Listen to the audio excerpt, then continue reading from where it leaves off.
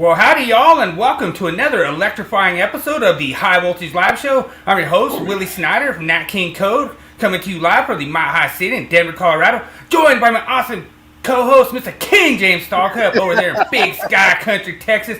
Give him an old hook of horns, Mile High salute from the old Mile High City. Awesome show, James. It's so awesome that we keep bringing up all these new topics, and every week we just keep learning. And I had so many compliments this week, and everyone's just loving the myth of the week. I really thanks all the participation. We're almost at 22,000 over there on the Electrical Code Discussion for Awesome Electricians group. So want a big shout out to everyone over there at the Electrical Code Discussion for Awesome Electricians. We just had our 20,000 episode for 20,000 members, and we're already almost 22. So that's awesome. We really appreciate bringing you guys awesome content, and it means a lot that everyone jumps in, participates, and like I say, we're not trying to say anybody's wrong or anything like that. There's a lot of times where people are bringing up their comments about the UL listings, the manufacturer instructions, and all that kind of stuff, and it's just aligning with everything that James and I have been bringing up every week, and so we really appreciate it, and keep those comments coming. It's a lot of fun. Hell yeah. I really enjoy it. Well, before we get started, we're going to do a podcast on Sunday evening showing the new stuff from the publications and stuff. I'm actually going to show a little example of everything. I'm finishing up right now creating the back covers for showing the new stuff that's going to come in, but they've already got it set and ready to go for publishing and everything. So we've been getting all that done, and Nice. we now have the two newest publications that are coming out. We got the 2023 grounding and bonding, and we also will have the lightning protection included that, and then we also have a separate book that is for lightning protection. So all of that is coming out, and I'm going to share a screen here real quick and give everybody a quickie of what everything is starting to look like. All right. Nice. So here will be the new publication. This is what the cover will look like. Of course, Builder's Book is the one that does our publishing and stuff for us, and we actually go in and go to the myth behind grounding and bonding. We have a lot of design, or should I say grounding tips in there, but as you'll start to see as we go through all of this, anywhere in here you can come in and just do a quick jump to everything. It takes a lot of time to actually go through and set every bit of this up, but just say I wanted to look at electrodes permitted for grounding, all you'd have to do is just come in here, pick your subject, click, and there you are. You go right to it. Now, one of the other cool features that we have done in this also is I can be scrolling through here and say I may have something that refers me back to another type figure somewhere. But anywhere in here, you can just come over here where it says in the text, see figure so-and-so, just click at it, it'll take you to the figure. So Nice. We've done a lot of linking and stuff in here. It takes a while to actually set all this up, but this gives everybody an example of the detail that they're going to see in these publications right here. All right. Nice. Now, one of the other things, say I'm up here and I'm looking, one of the other things we've added here, here's lightning protection for buildings and structures. That'll be the last part. You can just click that and it'll take you over here. Now, as you're going down through this, I'll give you a good example of some of the stuff that we spent a lot of time putting this in there. Is there's going to be a lot of reference back to other illustrations. And even in the other one, like I could be looking at sizing the grounding electroconductors, it's going to refer you back to some earlier information that we did with the illustration and how to go about sizing that.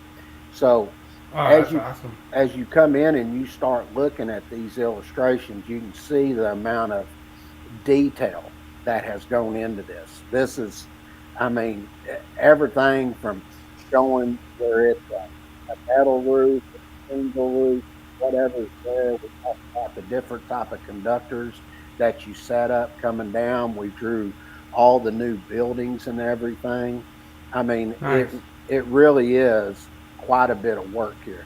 Now, Hey, one I of the just want to real quick welcome in Electrical Wizardry, and we got two watching over there on Rumble side. So thanks for joining us tonight. Appreciate it. Now, one of the things we did here is you'll notice this is where we get into um, our surge protection devices here that are out of service, and these are the new ones that they have out there, the digital ones. And you'll see we've actually come in and we've actually drawn these out, so you know exactly what those units look like. We even take in here and show you the type of stuff that's inside those devices that you would see here. So Nice. they put a lot of stuff in here to talk about how you're going to look at all these different devices and stuff. And we even talk about where you're doing and you got traveling waves down through the utility lines.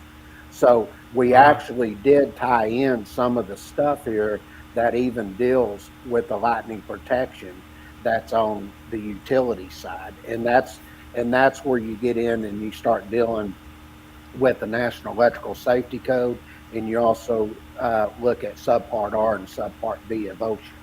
So Nice. as you're looking at this stuff like this in here, we're talking about showing how these arresters are hooked up and everything from the utility side. Well, we even take you and say, well, looky here, you're looking at this right here, and we put you a grounding tip here and say, all right, you need to look at this back where we were in figure 171. So you come back here and it takes you right back over here to it. Okay. What does Part B cover again? Subpart B and Subpart R, that's OSHA, and that deals with your construction side and also deals with your general industrial side for Gotcha. utilities. Okay. Okay. So this just sort of lays everything out, but you can see we even go in and we talk about the signaling cables and how they can be affected and how you go in and do all the bonding of your piping and everything. And basically, if you look at it, it's where you're taking everything back to a single point. So we show the striking termination devices up top, show the conductors coming down. I mean, there is a ton of stuff to go in here. We even drew new testing devices that you'll see out on your testing instruments that you'll see out in the field and how you go about doing the testing and like this. And we're checking the conductivity of the floor surface, and we're showing you where you'd use a typical 5-pound electrode to touch that and then touch the metal and then see what the resistivity is of it. So we go Nice. through, we break all this down for you to look at. It is very in depth, and I think everybody's really going to like what we've done. Now, the other thing that I've got some courses that are about to come up where I'm going to have to go do a bunch of hazardous, and looks like they're signing me for 4 classes that are a week long each one. So I'm Okay. in the process right now. We're updating all the illustrations to the hazardous that's going to be coming out, and we're drawing brand new like transmitters and different type of signaling devices. We're redrawing all the different types of hazardous location equipment that you would see out in the industry. We're also doing Nice. the purge and pressurized equipment. And when the hazardous is done, I will tell you now, you won't see another publication nowhere come close to the type of illustrations you're about to see. Matter of fact, I would say go get the source book and compare it to this new grounding book. And as you'll see when you look at the grounding, matter of fact, let me pull it right back up one more time because I want to show something real quick. When you look at this is the type of detail that this has. So if I was coming back here, and let's just say I'm going to look for something, say for let's just say the service, for instance, and I talk about maybe say the grounded conductor brought to the service equipment. All right. Now you'll see we've actually changed this now. It's not C anymore. We changed it to D. But as you're going through all of this, you're going to start to see where we come in, and you can actually see here where we draw the green conductors, the white conductors, and black conductors. We actually put a dotted line behind it so you can actually see the white conductor there. So we break everything down, and we even take it in here and we lay it out to where you can see how to go in and do the calculations and everything for determining your different sizes. So that thing's gonna sell really good. I'm telling you right now. Yeah, like if you look at this one, you look at the panel board. We show you all the grounding techniques and everything here. All the coloring has been done to all the different things. We even come in like this in here. If you look at this, this is where we're dealing with a separate drive system. I'm just going to show you the detail here. If you look at the figure 33 there, right there where the panel next to the panel board, we're showing you a transfer switch. This is a digital type transfer switch. This is exactly how you'll see it out in the field. So we went in and we actually drew these out. So when you're going out there, you're getting a good look. We even drew a brand new permanently installed on-site generator, and you'll see even it has a thing where the window is there that shows you all the digital readings and stuff of the generator. So when I tell people, go look at the other publications out there and then come back, look at this, you'll really start to see the difference in the detail and the amount of time that we spend. I mean, even our switch gear, that's what your switch gear looks like. So it's just not a couple of, somebody putting a little picture up there like this switch gear here. Here's a different type with a digital reading panel on it. Yeah. So we tell that looks like a lot of stuff you see out in the field. That's right. I agree with you. And I'm just telling you, there were some people that pinky promised that they were going to show some better illustrations. So I just don't want you to be surprised, So Well, I'll tell you this. Wait till you see the hazardous. The hazardous. We are when we get that done. We actually have two publications actually that one of them just come up for sale the last cycle, but we're redoing it. But we actually have one that we do separate that we don't sell, which is the oil and gas industry publication. And we're thinking about putting it out for sale because that actually deals with the API 500 and 505. And it's publications like that we have separate while we do so much work for the oil and gas industry. And then we also have the hazardous classified location book. And we're going to bring all of those up with the new illustrations, and we actually take you in and show you how to deal with the NFPA 496, which is your purge and pressurized equipment, and how you go about determining, to purge and pressurize something. And then we also go in and do NFPA 497, where you're dealing with liquids and vapors, and then we go into 499, and that's where you deal with your different type of dust. And we actually go in and break down, looking at table, like if we're doing combustible liquids and gases, we'll go in and look at table 4.4.1, and we show you how to understand what the upper and lower flammable limits are, what the MSEGs for, what the NIC ratios for. We just go through all of that stuff. So we break it down, and then we show you how to classify a location actually based on the pressure that's in the pipe. And that pipe, if you get a leak or something, how far it could spray based on pressures and everything. So there's a lot that's involved with that publication, but we're actually drawing all the new devices and everything where you could get a leak or a seal gets a leak, anything like that. So that's what we're working on, and we drew new seal offs and everything. I mean, it's fantastic. I can't wait for everybody to see when we finish all of this. So yeah, I'll be that's honest. my thing for tonight. I'll be honest, that is the most misunderstood code in the National Electric Code. If you get into that, a lot of guys say being safe than sorry, and they end up getting just drenched with spending extra money for no reason, just because they're trying to do stuff that's not required. And so a lot of that stuff, I'll tell you what, that's gonna sell like hotcakes. I'll tell you what, being a knowledgeable person out in the patch is a real benefit. I mean, when me and Lemonhead were out there, they'd always just call us over. Hey, what's the code on this? What's the code on that? And they don't want to look it up anymore if somebody knows it. So, well, I'll tell you, it means a lot. It was funny because today I sent over for them the PDFs because they're getting ready for print, but they want me to redo the back cover and stuff to prep the new stuff that's about to come out in color. Well, anyway, probably about 30 minutes went by and the phone rang and I picked it up, and it's Sue. Oh, he's the owner of the company. He called me personally to tell me, dude, he goes, we sell all the different publications. He said these are by far the best illustrations we've ever seen in any publication we sell.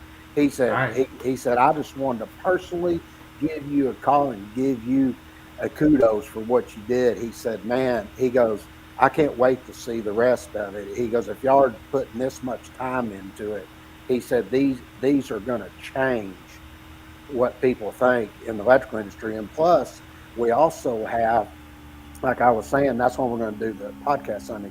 We're actually going to have, if you're an instructor and you send over the information and proving you're an instructor and all that, we're actually going to give you the presentation. Okay. And that's one of the things that I'm about halfway done with the grounding and bonding. And I'll be sending that over. And all those illustrations will be in full color, just like it. I was just showing them to Dad before I come on, and he was like, oh, man. He goes, instructors. He said, any instructor out there that's teaching any courses, he goes, if they don't like this, he said there's something wrong. He said, because he's been teaching, for freaking ever, for what, 500 years now. And he said he wished he had that kind of detail and illustrations when he was teaching. So yeah, that gives you an idea of what everybody can expect in the, especially by September, we should have the generator, transformer, motor, compressor ready, full in color. We should also have the journeyman full in color and the masters full in color. And then slowly but surely, probably about November, maybe 1st of December, hopefully we'll have the hazardous ready.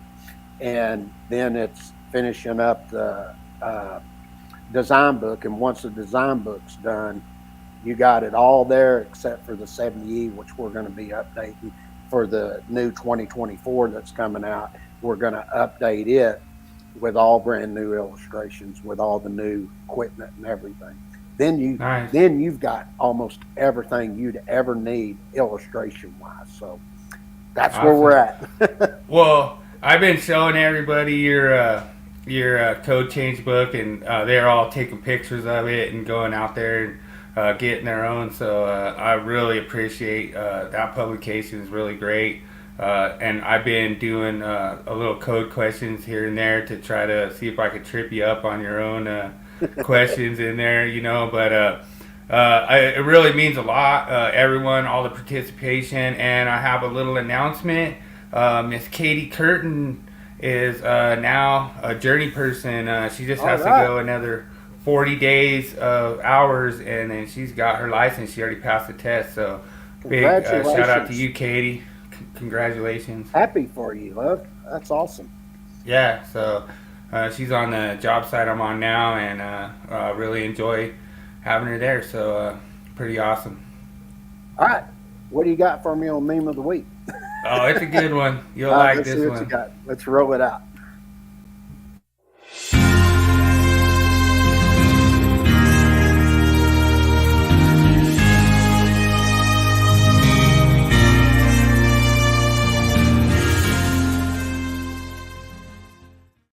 Yeah, I think the reason that one's so funny is like there's so many people that just do stuff that's like so hack, and then you're just like, really, right in front of the code book, you're gonna do that, And so I got the gist of that. I was like, yeah, I know what he's doing.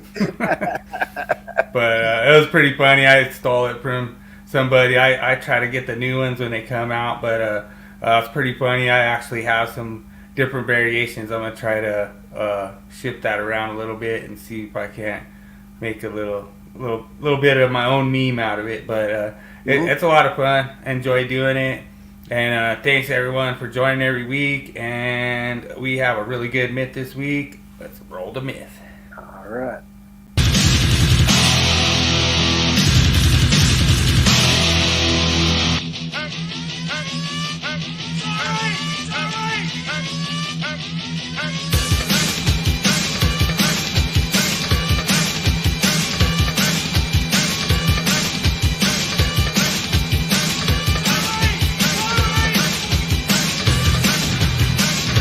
It's time for Myth of the Week.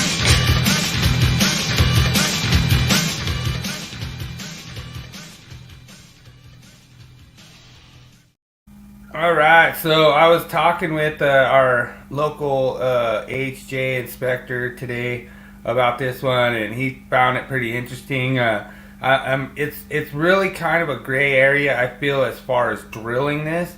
But they do have these knockouts, and it's really hard to see in this picture, but it does actually give you in the top left-hand side of your screen, inside that box, it actually says that you can pop out those little knockouts and use them for mounting, provided that you silicone them. So I thought that was interesting. I really don't see why there would really be any difference if you drill those out, as long as you weren't drilling them out larger than that size or whatever they have in there, which I would imagine is going to be a 1/4 inch. There's a lot of different areas in these where they give you permission to drill out a weep hole for moisture in, like when you're in that wet location. And this one always brings up a lot of controversy when it comes to these style outlet boxes, just for the fact that, like, a lot of times in like residential or multifamily applications, a lot of guys bring Romex in through the back, or not necessarily Romex, but NM cable. And a lot of times that me and James brought up in some of our other myths, it could cause a code violation, because it says when this box is installed in a wet location per 314.15, that inside of that box is considered a wet location too, which that wiring method would be permitted to be installed in there. So it brings up some interesting things. There's a lot of gray area there, I think, in that wet location language. So I think some of that stuff could get cleared up in future code revisions and future code stuff. But like when you look at this, like, I don't really see any problem. Like, I've always, like, and I know James had like mixed feelings. Like, he almost was kind of like silent when I started telling him about it. He's kind of like, you can't do that. But it was just, in the past I've always done this, where I've oftentimes what I feel is okay, which probably isn't, is to take like a 1.25 inch fender washer and just use that fender washer to close your hole and mount the box at the same time, But especially, like, a lot of times we have rigid conduit going in there, so you have two rigid raceways coming in and out of those top knockouts. Like, that thing's not going anywhere. But and in a real world situation, you probably should just pop those little knockouts out and just use whatever anchors to anchor it to the wall, and then go back with some silicone like the manufacturer instructions say. But this myth this week, I don't really see any reason why you couldn't drill those out and seal it back up. But you might have different feelings than me, James. I give it both answers, because when we were talking, I said, in order to do that, the manufacturer's instructions are going to have to state that. I said, because you also have other type boxes. They actually have a place in the back you can screw into that has mounting for putting tabs out there to mount those type of boxes. And Yep. I would say that type of box is not going to permit that.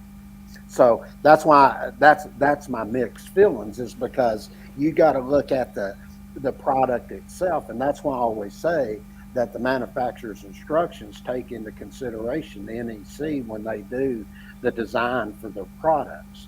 And Yep. the only other thing that I could see that you would get into as far as the code is saying is when you look at 310.15 and it's telling you not drill larger than a quarter inch. 314.15. Yeah. What did I You say? said 310. Oh, three. You I'm said sorry. 310. I'm just going off, popping too quick. But where you drill for drainage, and of course you'd put that at the bottom of the box. But you know, I've been out there too many times that I've seen with these boxes, there's freaking dirt, everything else gets in them and all of that. And I just always found it more interesting than anything. It's usually because they drilled holes in the back, and a lot of times they drill the hole too big, and then Sure. they put a washer on it and then try to, get it in there tight.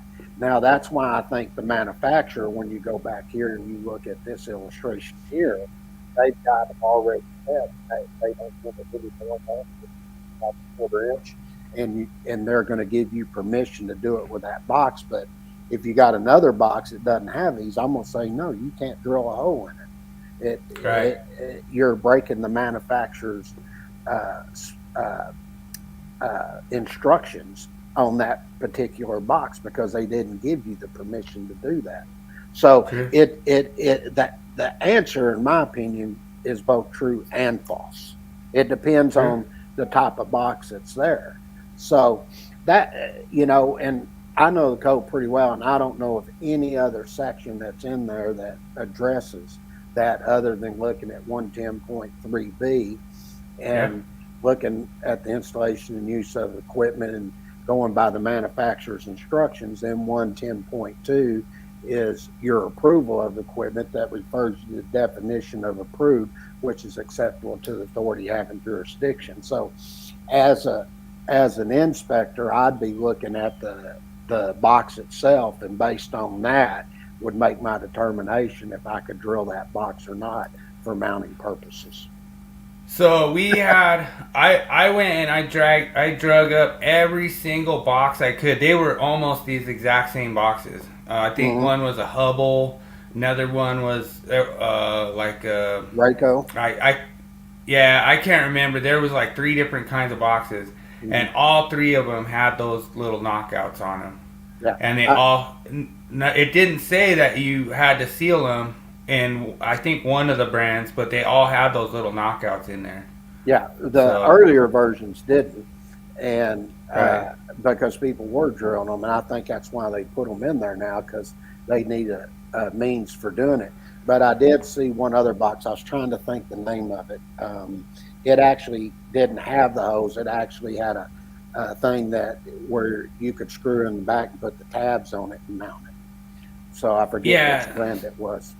So we ran into that. We were doing like some kind of like a refrigeration. It was, I can't remember. It was a pretty big plant, and it had a lot of refrigeration in it, and they didn't want those tabs on there because what happens is they want to they do like a spray down. They go in there and they do like a sanitation, and they go in there and they hose down all that stuff, and they wanted all the mounting to be internal of that device. So that's what we did. That's the whole reason I thought to do this, because there was nothing wrong with it. We went over it with the inspector. We were able to pop those holes out, and I want to say I actually drilled them just because it was easier at the time, because they had kind of like a little template and you could just drill them and they didn't get bigger than that factory knockout. And then we mounted them on the inside, and then that way they could go and they could hose down, because there was different kinds of stuff that would get stuck in those ears if you put the ears on there. And so we actually got permission from the inspector. We told him the whole reason we had to do it and everything, and he agreed with us that that's the best way. And then we just siliconed around there, and then we siliconed inside where we did the mounting screws too and stuff, so you can get moisture enters that enclosure. That's why you got the authority having jurisdiction there. And sometimes Yes, they sir. have to override something due to a particular installation. Happens all the time. Yeah. All And right. and he didn't see any safety concerns. So myth busted. If everyone says you can't do that, it depends on the box. I would say. All right. Let's roll topic, baby. I'm ready. Let's do it.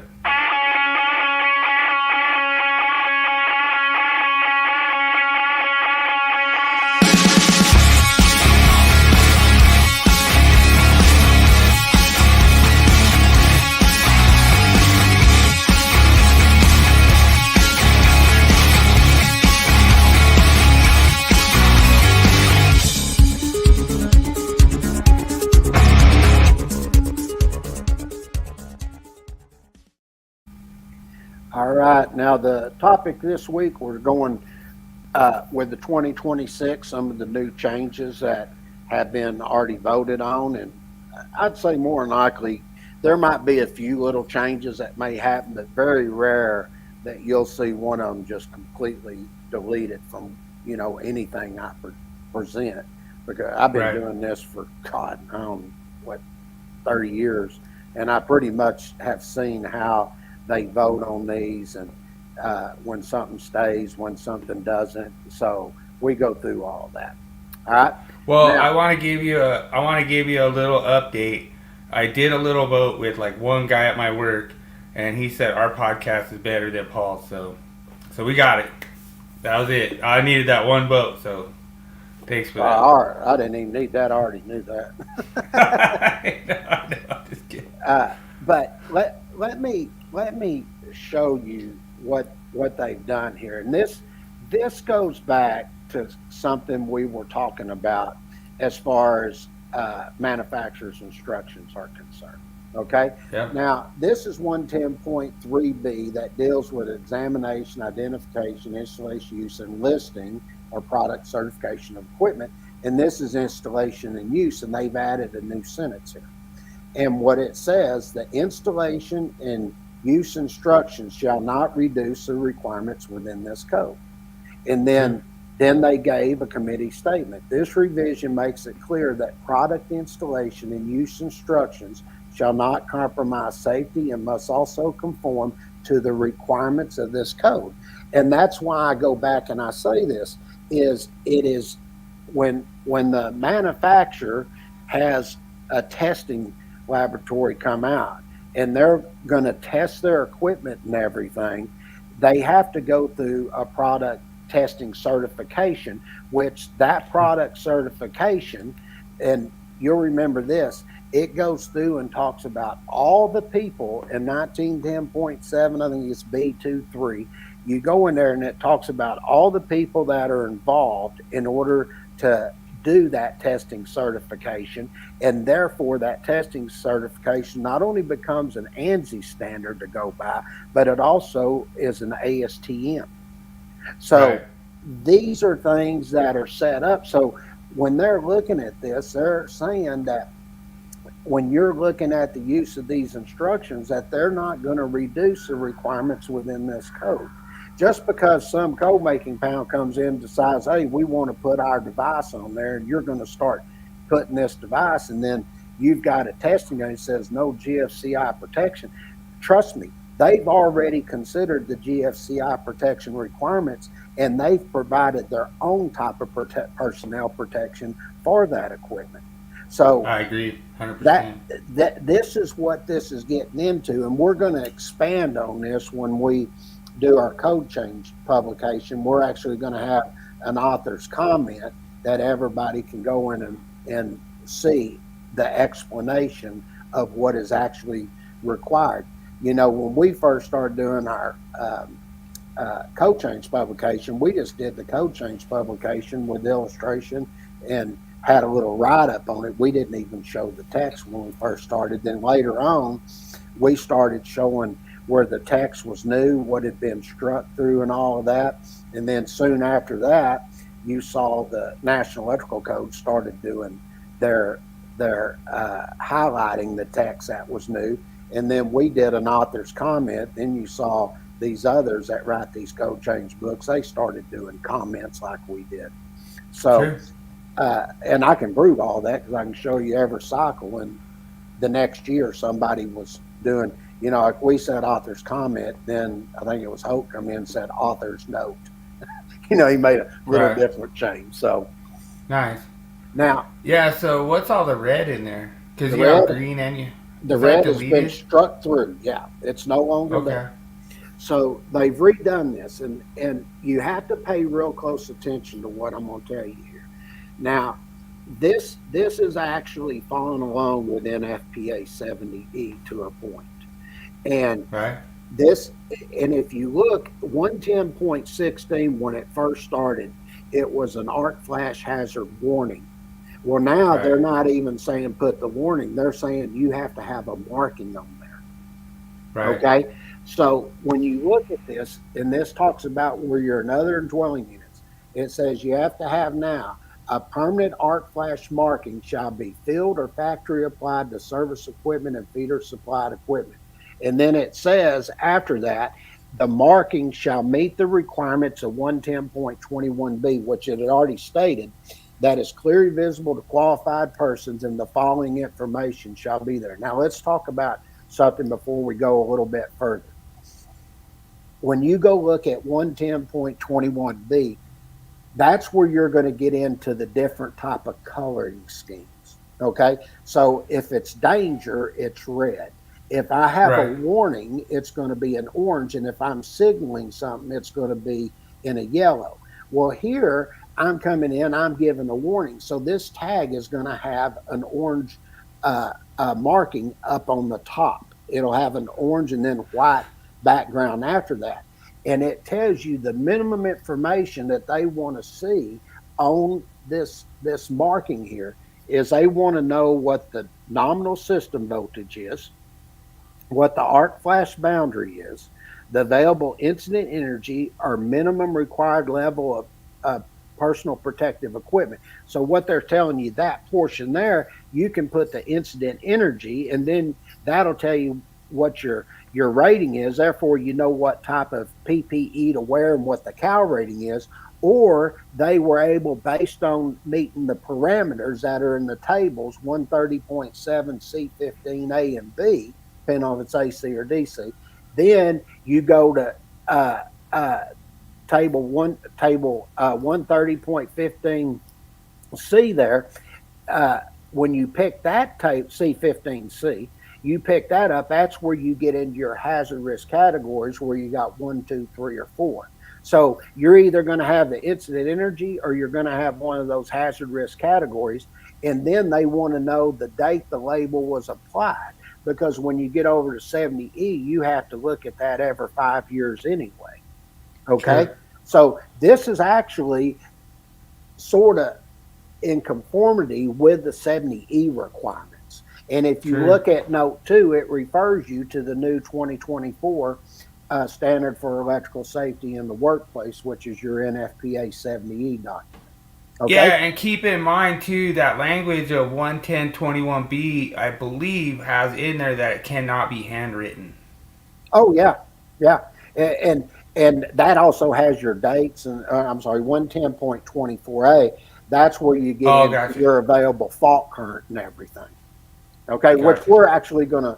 I think we actually had something on that, but just keep paying attention, because these are all big changes, and when you look at this, they've done quite a bit here. I mean, look at everything that's struck through here. Now, this is where you get into the identification of your disconnecting means, and look at this. It says each disconnecting means in other than 1 and 2 family dwellings. Now look here. Shall be legibly marked to indicate its purpose and circuit source unless located in range, so that the purpose and the source is evident. And then it tells you the marking shall meet the requirements of what? 110.21B, which is what I was just discussing there, because you have certain marking criteria there, and also the environment and for which that field label is applied. So all of this is very informative. It does make sense though, like if you're gonna go in there and work on it, a lot of times, and we talked about this before in other different podcasts, that you'll have like alternate sources of energy, and so you need to know that, like, if you're gonna bypass something, or you're gonna try to de-energize like a circuit, you don't want that generator kicking on and backbeating or inverter or something like that. So this does kind of make sense from that standpoint, to make sure that you're aware there's alternate energy sources present. Sure. And I think this is important because this actually puts it in compliance with making sure, if say you just have a disconnect out there, and you just need a warning label out there. You know that warning label is going to be what? Orange. If it was a certain type of disconnect where there's danger, it'll be marked in red. So they're trying to make sure that the right type of labeling is applied for your different types of disconnecting needs. Yeah, and I've actually seen fire pump disconnects or fire pump switches that basically said no PPE there is no PPE to work on this while energized. That's right. And that's a red, exactly red. Sure, it'd be red. And that's what I'm saying. You get into these different ones, and this is what I was talking about a while ago. You brought up. I said they made a change over here in 110.24a, which deals with your available fault current, and then they took and made some changes there in Note 1, and I'm going to explain exactly what they did here. Now, The first one in A is the field marking. Now, looky there. The available fault current there is to comply with 110.21b again. So if I looked at the portion that's on there at the service equipment, we got to have the available fault current there, where there's going to be a warning there. It's a warning label, so it's going to be an orange. They're just telling you that this is going to comply back with this. Okay. Now, if you come down and look, you'll see Note 1. They took out the 70E document there. Well, why did they take that out? Because nowhere do we really get in and discuss in the 70E document that's dealing with the available fault current. The available fault current came in and got mentioned, or they added this new section, about 3 cycles ago, I guess, about 2017. They added the available fault current here. And they said, now, let's think about that. Why did that get added in the first place? A lot of people don't even know this. Well, what happened was we had created the tables in the 70E document, tables 130.7C15A, B, and C. Okay? Now, in order to apply those tables, you needed to know what the available fault current was, or short circuit currents, or however you want to say it. Then we said you also needed to know what the clearing time was. And if you didn't meet those parameters, you couldn't use that table.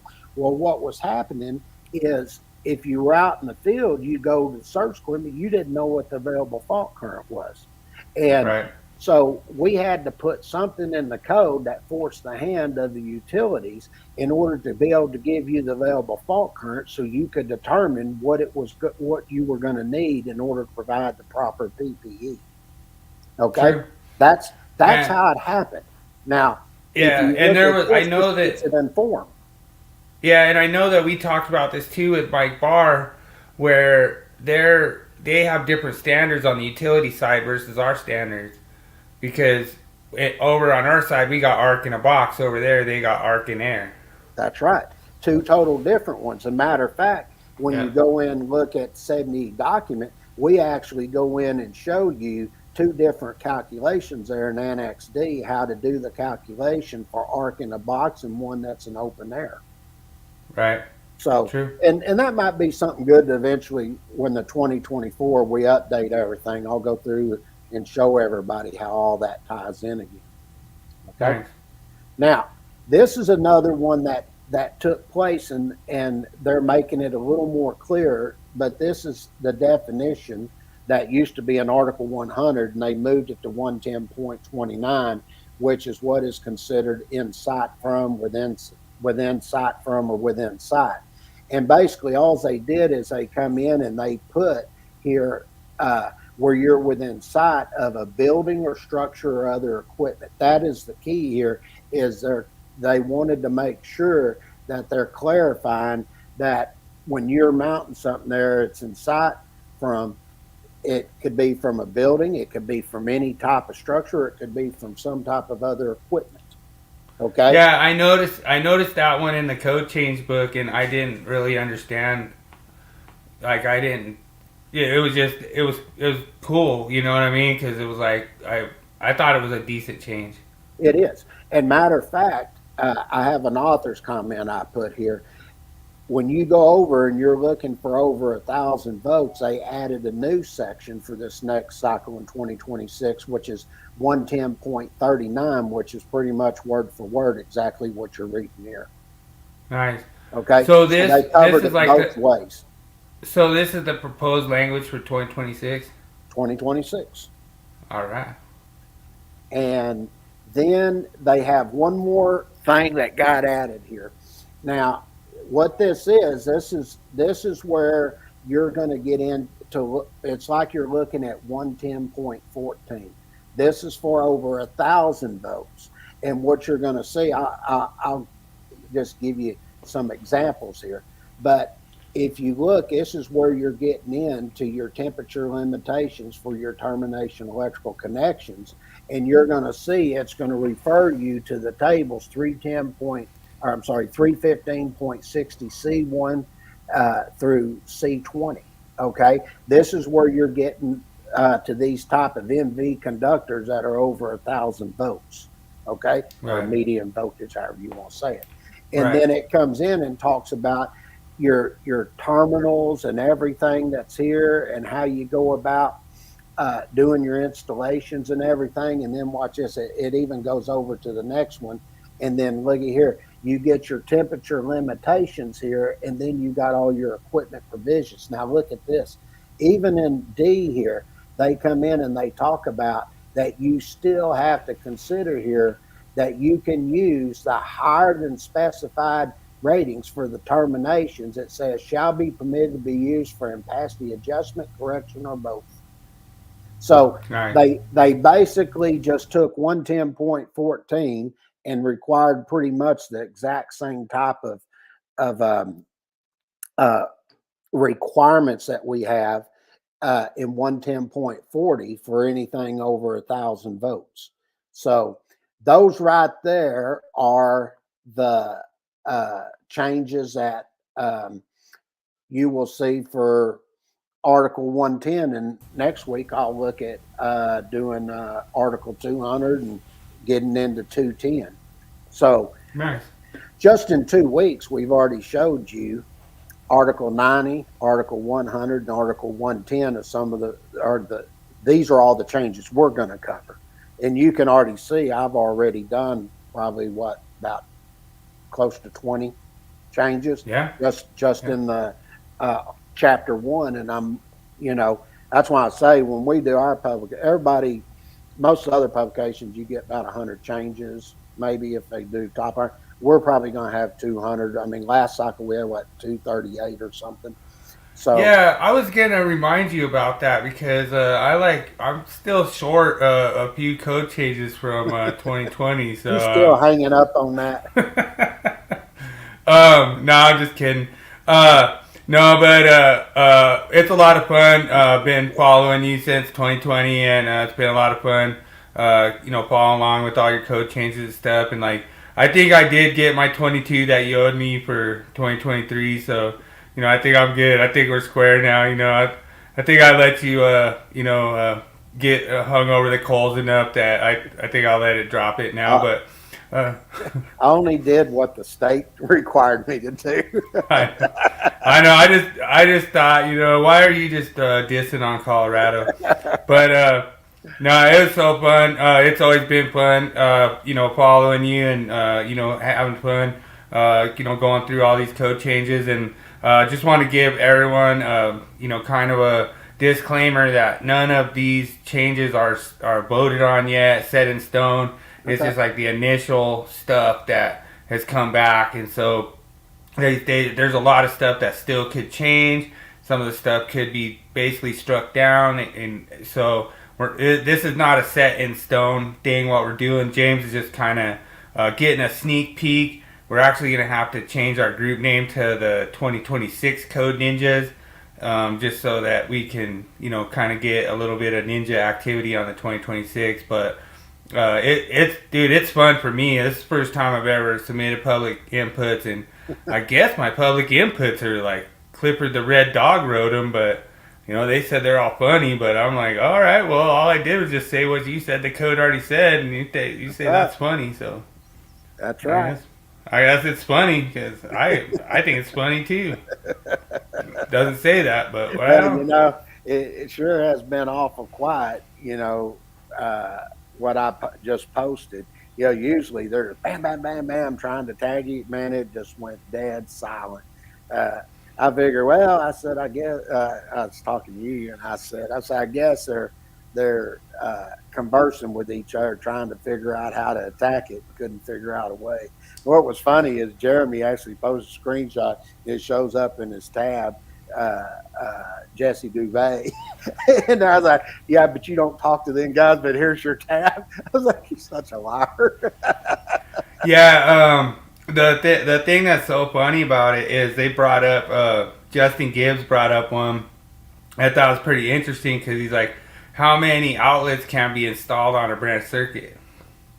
And it's pretty funny. So big shout out to you, Justin. We got you, bro. We got troublemaker. Yeah, so it's all good. Like I say, I agree. Yeah, there's gonna be some stuff that we're gonna have to address in the 2026, and dude, I can't wait when I go and I have the code making panel say, what do we do if this equipment's not compatible? What do we do? Because their answer is don't install it. But I want to hear it from the code making panel that you can install that equipment. Because there's going to be a long list of equipment that can't be installed on a GFCI protected branch circuit. So that's right. It's going to be interesting. It's like I've always said, when you go and start requiring stuff, usually the way it worked when I was doing it is usually there was submitted technical documentation that was showing you need it. They just never said, oh, you're going to need it for this, this, and this, and then all of a sudden none of it's compatible. I mean, that makes no sense. And then the people that put in want to turn around and say the manufacturers need to get up off their rear end and make it compatible. No, the manufacturers don't have to do anything. They're meeting the UL testing standard that was created for the equipment to say that it's perfectly fine to install it.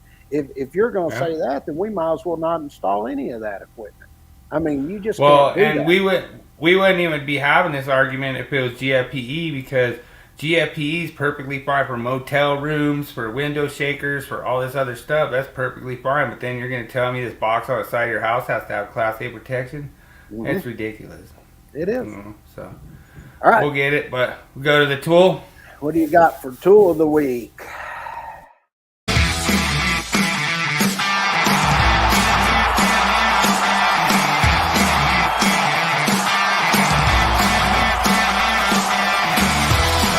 It's time for Tool Review of the Week. Sponsored by Electricians Only Tool Review and Nipex Tradesman.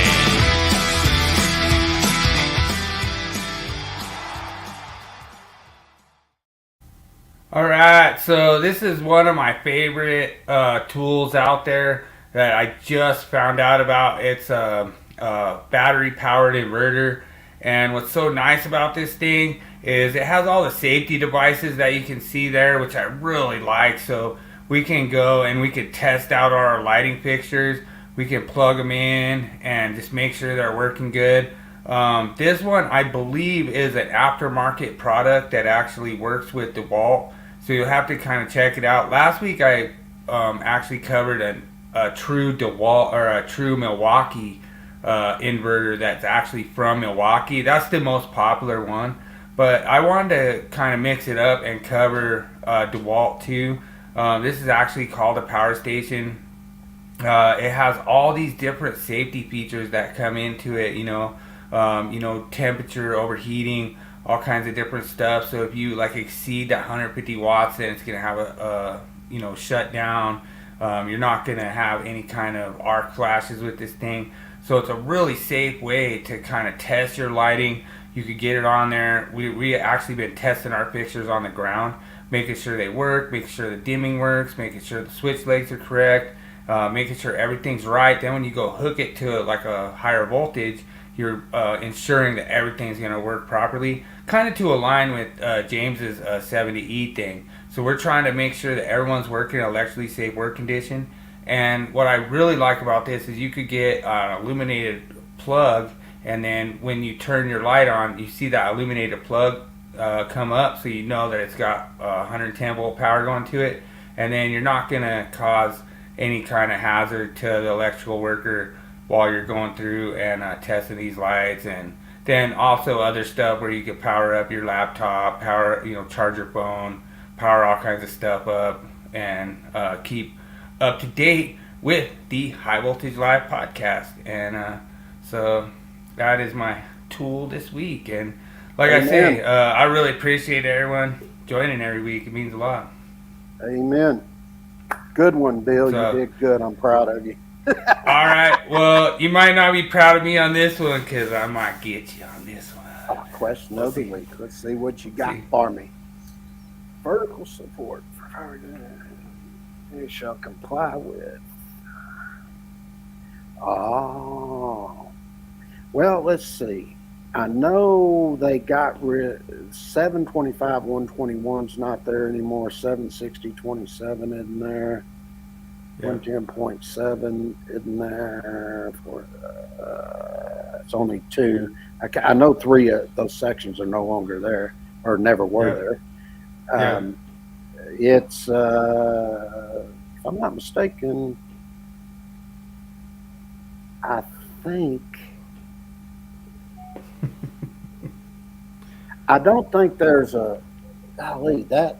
just going to sections like that. If I'm not mistaken, I think I have to really think about this for a second. It's either,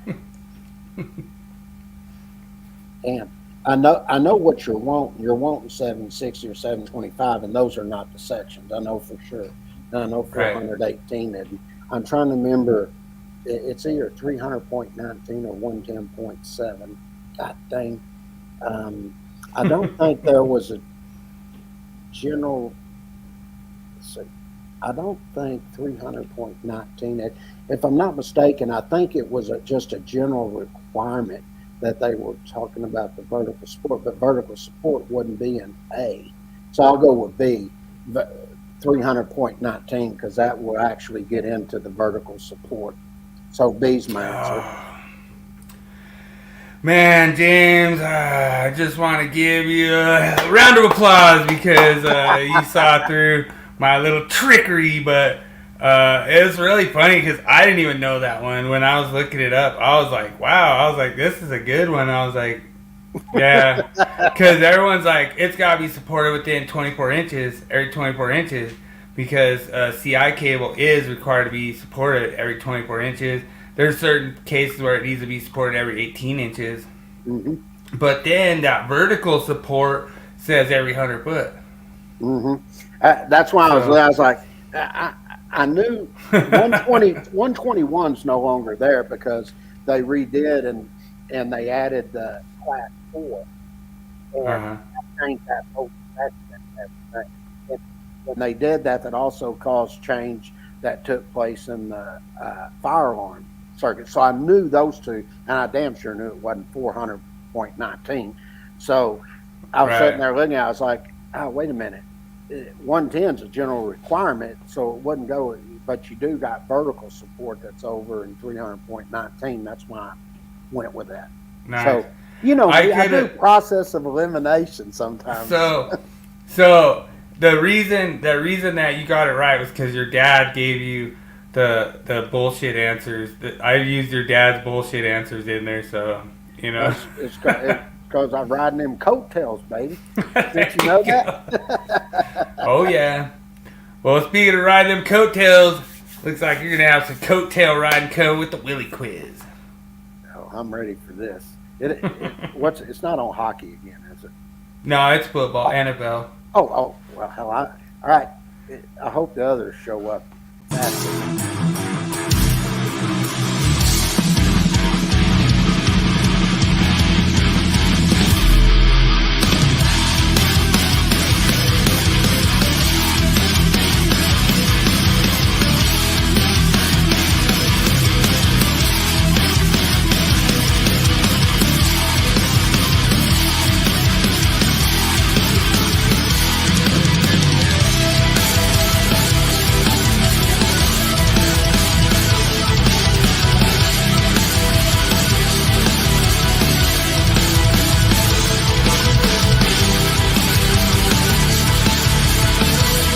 You are now entering the zone of the Willie Quiz. Enter at your own risk.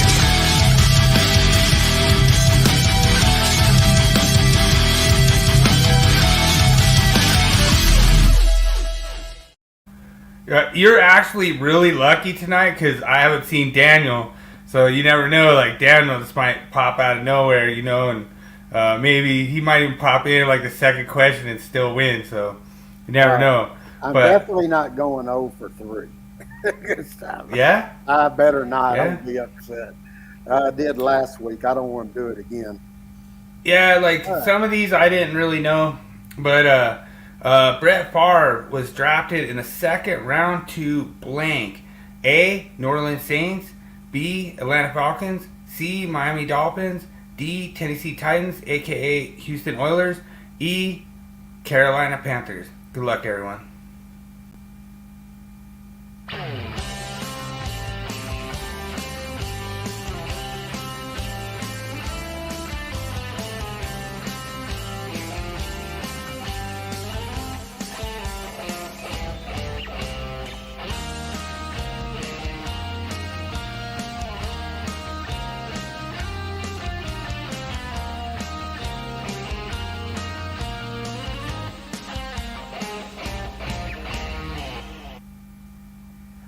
Well, I actually know this one, and I know when he was traded to Green Bay, and actually I think, if I'm not mistaken, the coach at the time for this team was Jerry Glanville, I think. But he said, I remember his first pass he ever threw was an interception, and then he got to play a little bit more. He threw 3 more passes. One of them was the interception. The other 2 were incompletions, and he said he'll never play another down for me again. And that was Atlanta Falcons. I remember that. And the guy that really wanted him was they traded a first round pick, if I'm not mistaken. It was probably like the 15th pick or something like that. I remember them trading, and that was Green Bay traded. I think there was another team involved, if I'm not mistaken, but then he went to Green Bay. So the team that actually drafted him originally in the second round was the Atlanta Falcons. So my answer is B. All right. I told you I had an easy quiz tonight. So you got the first one correct, and you got every single part of that correct. So congratulations. Who was the other team?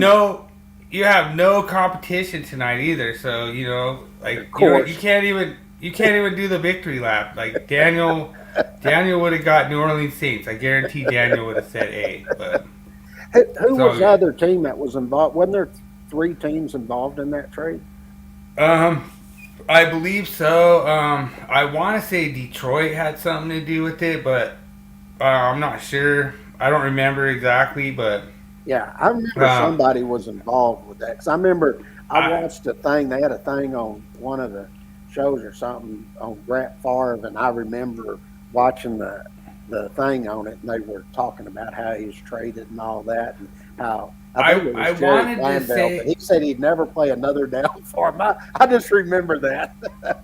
I want to say like Minnesota had something to do with it, because I know that there was like a lot of bad blood when he left Green Bay and went to Minnesota. Like, it's funny, my brother was up there and they had this shirt and it was this picture of Brett Favre and it was all We will never forget you, Brent. Okay. You know, it was pretty funny. All right, let's see what your second one is. All right. I know this one. Emmitt Smith, running back for the Cowboys, was drafted number blank in the first round in 1990. Is it A 15, B 16, C 17, D 18, or E 19? Good luck, everyone.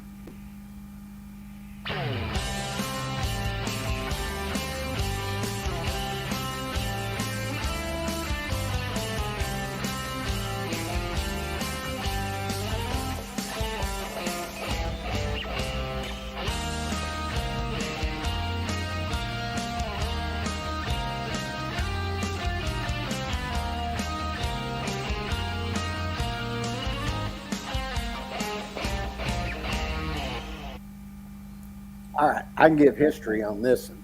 In 1989, Troy Aikman was drafted number 1 overall by the Cowboys. Right. And then the next year, they didn't have a pick. They actually traded up. If I'm not mistaken, they were number 21 in the draft, if I'm not mistaken. Right. And they traded up. There was actually one running back that was taken before him. I don't remember who that guy was. I was trying to remember. But there was one taken earlier in the draft before Emmitt. And Emmitt played out of Florida. And they moved up 4 spots. And because they were scared, there were like 2 other teams they thought might draft him. So they ended up giving up a little more than they wanted. But they drafted him at 17. So C is my answer. So you're sure it's 17, huh? Yep, 17 it is.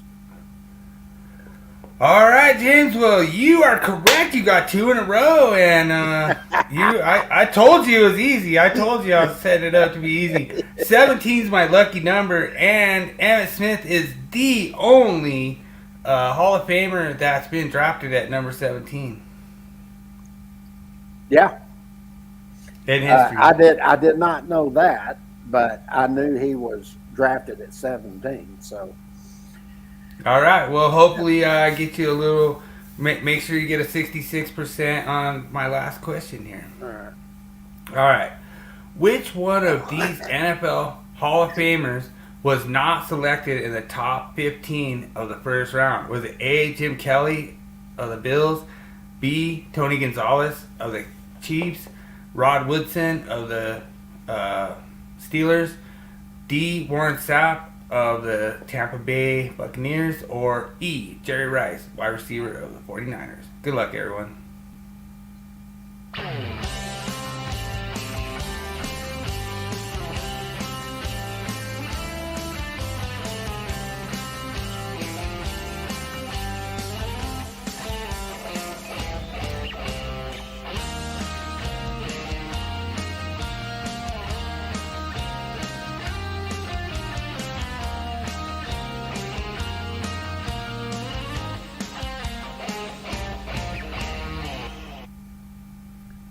All right. Now, I know, I'm going to think about this for a second. I know Tony Gonzalez, he was drafted. He was a high tight end that was drafted. I remember that. Ron Woodson, I remember he was really good. He was drafted I think he was in the top 15. I know Warren Sapp was. So it leaves me down to 2, Jim Kelly and Jerry Rice. And this is interesting here because I would think quarterback being such a premium position, I would think would be drafted before a wide receiver. And I think, if I'm not mistaken, when Jerry Rice come out, he wasn't really fast, so he wasn't really considered an elite compared to the other receivers, but his route running was incredible. Right. So it's one of those 2. They're right on the borderline, so. Yeah, it's one of those 2. I know it is. I'm going to put a more premium on the quarterback than I am the wide receiver. So I'm going to go, okay, I'll go E, Jerry Rice. I think Jerry Rice wasn't drafted in the top 15. All right. Well, just to let you know, just like a little insult to injury, Warren Sapp went number 13, and it was either Warren Sapp either went number 12 or number 13. I can't remember which one, but he was the number one pick at. He was the number one Hall of Famer, like the only Hall of Famer that went at like number 12, number 13. But you are correct. It's Jerry Rice. So, Oh, wow. you got lucky on that one. But Jim Kelly, I think, was like number 8 or something. Yeah, well, I was there He was- thinking a QB would go higher than wide receiver. What was Gonzalez at? If I was actually going to think of one of them that was probably closest to Jerry Rice, other than Jim Kelly, I would have thought probably tight end. Yeah, Gonzalez, I think he was like 11 or 10th. Yeah. And what was Woodson? He was like 11 or 10th or 9th, somewhere in Yeah, there. see, I was thinking of those two high. I thought Warren Sapp would have been higher than But- what you were saying. Every single one of those players was the only person that was in the Hall of Fame at that draft number. So whatever their draft number was, so like Jim Kelly was like number 8. He was like the only person at number 8 in the Hall of Fame. Tony Gonzalez was like number 11. He was the only one at number 11 in the Hall of Fame. You know, so it was pretty funny. I thought about it a little bit to try to give you a little trick, and then Jerry Rice was the only one outside. Well, and then Emmitt Smith was outside of the top 15. Yeah, what was Rice? Wasn't he like an 18 or 19, I think? No, he's 16. 16? Okay. Yeah. Well, that so was then, close. Woo. yeah. So then, what was the next one? Was Emmitt Smith, who's number 17. So Emmitt Smith was number 17. Jerry Rice was number 16, and then you know what I mean. All the rest were inside that top 15. If you were going to make it easier for me, you would have put Emmitt Smith there instead of Jerry Rice. Then I wouldn't have to think about it. Yeah. True. Well, I was trying to make it as easy as possible, but I do like a little bit of trickery in there. This fun. 3 for 3 after 0-3 last Yeah. week. Hell Yeah, you redeemed yourself. I might have to put one together for Sunday and maybe do something a little different. You know why I'm so good on the NFL? Because I watch the draft every year. And ever since I was probably 20 years old, maybe 18, I always got the draft books and stuff. And while the draft's going on, I'm highlighting through the ones that are drafted, you know. It's like one year we were sitting there watching it, Dad, and I already knew who I liked and everything. I said, I can't freaking believe this. Randy Moss. I said, he's fall to the Cowboys. I said, they're getting the best receiver, probably the best athlete in the draft. And then they drafted somebody else, and I was so pissed off because I'm sitting there checking, you know, going through everything, you know. And right then I told Dad, I said, that's the stupidest thing right there. I said, they should have made that pick. And sure enough, he went to Minnesota. He just threaded our ass a couple of times. And Yeah. Dad even remembers that. But Dad will tell you, yeah, when it comes to the draft, James knows because he actually studies that crap. right. It's like one of my Well, hobbies. It looks like all my guests were scared and stuff. I should have did hockey, but you didn't want to do hockey, so we'll see. Maybe I could get some guests on to do some more different kind of sports topics, and you know, maybe we'll do something that even the score on you, and you know, like try to do something you don't know as well, like hockey. Give it Stars up. are playing right now. Stars Oilers is on right now. Yeah, right after we do this, I'm going to get off and watch it while I'm finishing Nice. some stuff up. So, all right, let's do the wall right. of shame. Shame. Shame. Shame. Shame. Shame. Shame. Shame. Shame. All right, so I kind of put this one together a little bit myself, but you know, big shout out to Jason Eastman for posting this, and I was like, when the Sparky gets even with the other trades, and it's just funny just seeing that drill through all those conduits right there, and it's funny because like these guys, they can't deny when they go post these. You can't deny these are real pictures. This really happened, you know. Wow. So a lot of guys call this the blind drill, the blind hole drill, but you know, it's just to hit everything in one shot. I mean, you got to get an award for that one, you know. Oh, that is freaking awesome! I love it. We always see that where the plumber cuts our stuff or whatever, puts their stuff in, you know. So we got you. We got even. That's good. I like that one. Yeah, it's pretty funny. So really appreciate everyone for following Nat King Code page. Really appreciate everyone for checking out Stall Cup Electrical Education. That's really awesome that James has been selling his books probably like 3 times, 4 times the level that he's been before, and means a lot to me that we can bring that kind of value to your awesome product, sir. And you know, like I say, I've been buying up everything I can, Stall Cup, and everyone comes ask me questions. I'm like, here it is. It's right in the illustration right here. So it means a lot, and big shout out to everyone out there that is getting ready to go pass their test, because a lot of people are scared to pass their test. They're scared to go take it. They're scared that they're not going to know. But just follow the Nat King Code page, follow Stall Cup Electrical Education, and you will have no fear, and you will pass the first try. So far we had, I think, 4 people so far that's followed our podcast that's passed first try in Colorado. So that means a lot to me, and that's what my whole goal is.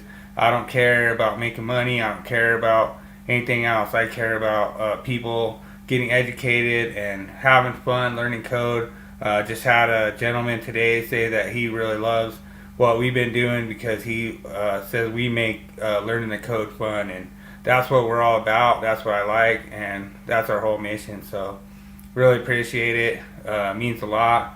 Thanks for joining every week, and like I say, if you guys miss our podcast on YouTube or you don't want to watch it on a video form, I have a podcast called Nat King Code on Spotify. You can go and I reproduce them to audio and re-record them later and throw a bunch of metal music up there. You didn't even get the other question, did you? Like what Nintendo game I was playing on the podcast, did you?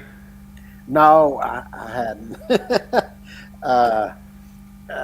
Honestly, I hadn't even listened to it. I've been all right. I'm trying to get all this done for the publishing company. I mean, I'm working like 14 hours a day or no longer, and I'm just pushing, you know, because they're already getting ready to do a big advertisement out on it and everything, and they're going to be sending out to all the colleges and apprenticeships and everything, and showing them, you know, illustrations and showing them what is now available and what's coming. And I think we're about to start seeing Stalker publications.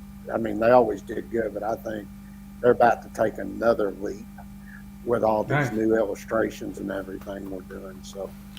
All right, so on the next week's Willie Quiz, it's going to be what songs did I use in the Nat King Code podcast, and James he's going to have some listening to go listen to try to see if he can guess them, but I don't know, we'll see. I gotta get some easier ones to where you can just go listen to the podcast and then you can just get them. I don't even know if the listeners would actually be able to get them, but it's pretty cool. I might even go record some new ones and then just put in some different ones, and then I can just mix them up and be like, Myth of the Week number 106 will use what song, you know what I mean? And see if you can get them. They're video game songs, you know, but we'll see. I mean, it's a lot of fun for me to do, and it's pretty cool to, you know, go back to these episodes and just throw them down. And like I say, it's easy for me to do. It takes me a few minutes to just throw it down on the software, if I could throw it in the studio, and then, you know, pop it up in Spotify. And so, like I say, I really appreciate. I got more subscribers on Nat King Code than I do on the Willie Jackerson Experiment, but it means a lot. I do a little bit different stuff on the Willie Jackerson Experiment, and it's so much fun to make them and put them together and throw in metal. So we're always trying to make America metal again. I like metal, but also like the old classic rock and roll. That's my jam right there. I like pretty much anything from the 80s. And, I like, people say, what's your favorite music? I like country. I like rock. I like metal. I like pop. Yeah. I even like disco. I mean, if it sounds good, it sounds good. I don't care what genre it is. Yeah, and big shout out to all our veterans out there. Thanks for your service. Really awesome. Celebrate, commemorate all your service to our country, that we could all live in a free country, and really appreciate that. Means a lot. I always do, Memorial Day episode, James Remembers. I did one 3 years ago with Ronald Reagan giving that speech, and I always like Ronald Reagan's speeches from Memorial Day. I try to put them in every episode, and it means a lot how much of an American all these different people were, and it just means a lot that we live in a land of the free because of the brave, and we appreciate all the people's service, and we remember all their sacrifices they took through all this stuff. And this year I'm doing Vietnam. Had a bunch of Vietnam vets reach out to me, and so this year is Vietnam Memorial Day episode. So you only got one more item that you forgot to do tonight. What's that? Congratulations, Dallas Stars. Oh yeah, they won it, huh? Not talking about to move on. Oh yeah, no. Congratulations, Dallas Stars. Congratulations. I don't even really like. I did last night. I did catch the Mavericks. They were playing last night, and they won the first one. If they win this series, they're in the finals. And nice. I'll tell you what, Mavericks look good. I'm impressed with that team. I was like, damn. Yeah. That damn Luka Doncic, man, he's one bad dude. But that other guy they got, I think down from Duke, whatever, Derek Lively, the second or something, man, he's freaking pretty good, man. I'm like, damn, that kid can play. They got him. He's like a center, but he plays like a dang forward. I mean, yeah, they're always doing alley-oops and stuff. I mean, they're a pretty good team. I want to say congratulations, Dallas Stars. Here goes my bracket. Yeah. My bracket just done. Picked too much abs in my bracket, but you know what I mean. I didn't even pick that. I picked the Stars. I picked the Stars Oilers, but I picked the Oilers to win, and then I actually had one where I picked Stars Canucks, and then I picked one where it was Stars Oilers. Then I actually have the Oilers win the Stanley Cup. Didn't the Avalanche win it last year? No, 2022. 2022. I knew they. It was the Golden Knights last year. We got knocked out in the first round of the Kraken. Oh, okay. All right. But it is what it is. I really appreciate you being such a good sport, and just the fact that you went 3-0 this week on the Willie Quiz means that next week I gotta pump those numbers up. So I gotta make it a little bit easier.